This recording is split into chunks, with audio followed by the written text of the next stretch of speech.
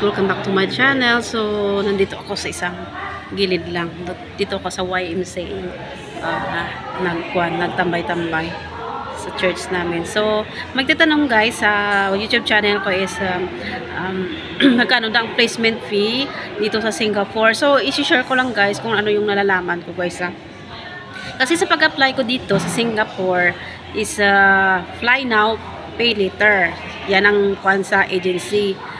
Pero guys, ang 6 months salary deduction yung nagpagkuan ko. 2016 16 ako nakakuan dito sa Singapore.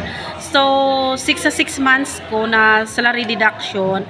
Pero today ngayon year na to, wala nang 6 months. Siguro mga 2 months, 3 months lang yung salary deduction.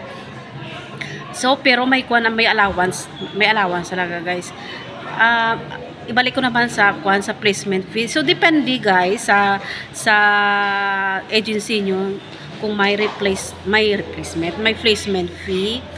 At kung may placement fee ka talaga, pag kuan mo dito, pag nagdito ka na sa Singapore, diretso ka na sahod pag nag-placement fee ka sa agency mo. Pero sa kuan guys, salary deduction talaga yung nakakuan pag nag-apply ka dito sa Singapore.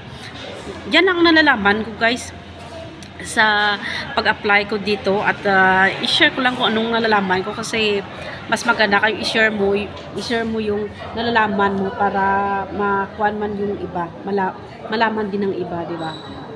So yan lang guys, salamat. Happy Sunday everyone. At saka pag nag-apply tayo pray lang talaga at sa tiwala sa Panginoon at saka think positive lang guys. So yan lang guys, salamat and God bless everyone.